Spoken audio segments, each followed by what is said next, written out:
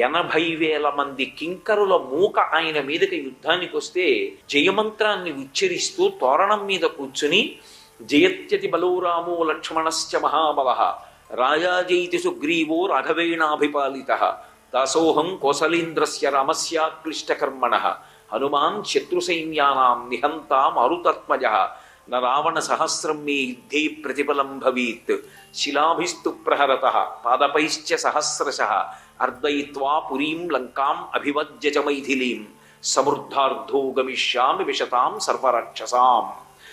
నేను ఈ లంకా పట్టణానికి ఎలా వచ్చానో అలా తిరిగి వెళ్ళిపోతాను. సీతామాత యొక్క దర్శనం పూర్తయింది. 10 తలలు కలిగినటువంటి రావణాసురుడు నా భుజాదండానికి ఒక పురుగు. అటువంటి రావణాసురుల్ని 1000 మందిని మర్దించి వెళ్ళిపోతాను. ఈ లంక కానీ లంకలో ఉన్న రాక్షసులు కానీ నా పౌరుష పరాక్రమం ముందు నిలబడలేరు. నాకు ఆయుధములక్కర్లేదు. శిలాభిస్తు ప్రహరత పాదపైశ్చ సహస్రశః అర్దయిత్వా పురీం లంకాం అభివజ్య చ మైథిలీం. నా పాదముల చేత తొక్కేస్తాను, నా చేతులతో గుద్దుతాను, అరిచేతులతో మర్దించేస్తాను, మోచేతులతో పొడవగలను. నా యొక్క దంష్టల చేత ఎంతమందినైనా సంహారం చెయ్యగలను. వేరొక ఆయుధం నేను పట్టను. రాళ్ళు విసురుతాను, చెట్లు పెకలిస్తాను, పర్వత శిఖరములను కదిపేస్తాను. నా బలంతో సమానంగా నిలబడగలిగిన వాడు లేడు. అర్దయిత్వా పురీం లంకాం, లంకాపట్టణాన్ని పీడిస్తాను. అభివజ్య చ మైథిలీం, సీతమ్మకి నమస్కరిస్తాను. ఎలా వచ్చానో అలాగే లంకాపట్టణం నుంచి బయలుదేరి వెళ్ళిపోతాను. నన్ను పట్టగలిగిన వాడు లేడు అని నిర్భయంగా ప్రకటిస్తూ తోరణం మీదకెక్కి కూర్చున్నారు. సీతమ్మ తల్లి దర్శనమయ్యే పర్యంతము సూక్ష్మ రూపంతో ఉంటారు. ఒకసారి అమ్మవారి దర్శనం అయిపోయిందా ఇక ఆత్మ అనుభవంలోకి వచ్చినటువంటి యోగి పుంగవుడు. అందుకే ఆ నిర్భయత్వం. తోరణం మీద కూర్చుని ఈ మాట చెప్పి 80,000 మంది కింకరుల మూక యుద్ధానికి వస్తే అక్కడే ఉన్నటువంటి పరిఘని ఒకదాన్ని పెరికి 80,000 మందిని త్రుటి కాలంలో సంహరించారు. అంతటి మహావీరుడు.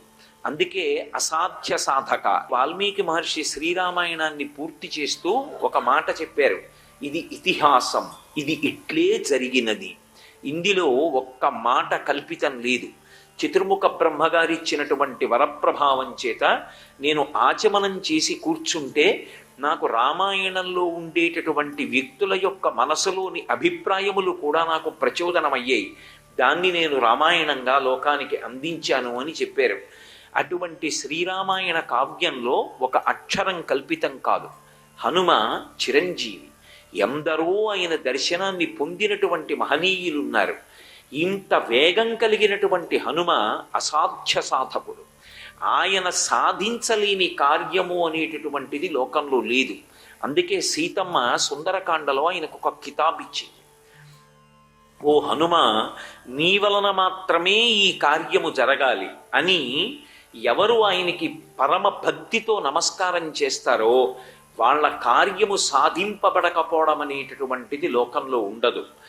భక్తిలో లోపం ఉండాలేమో కానీ నమ్మి నమస్కరించినటువంటి వాడు చెడిపోవడం అనేటటువంటిది మాత్రం లేదు. హనుమ యొక్క గొప్పతనం అంతా ఎక్కడుంది అంటే ఆయన శరీరానికి వేగం ఉండడంలో లేదు. ఆయన శరీరం ఎంత వేగంగా వెళుతుందో ఆయన మనసు అంత నిశ్చలంగా ఉంటుంది. ఇది అసాధారణమైనటువంటి విశేషం. అంత వేగం ఉన్నటువంటి వారి మనసు మాత్రం ఎప్పుడూ చంచలంగా తిరగదు. ఆయన మనసు పరమ ఏకాగ్రతతో రామచంద్రమూర్తి యొక్క పాదములను పట్టుకుని ఉంటుంది. ఎప్పుడూ సీతారాముల యొక్క పాదములు హృదయంలో ధరించి ఉంటారు. రామదూత హనుమాన్, శ్రీరామదూత హనుమాన్.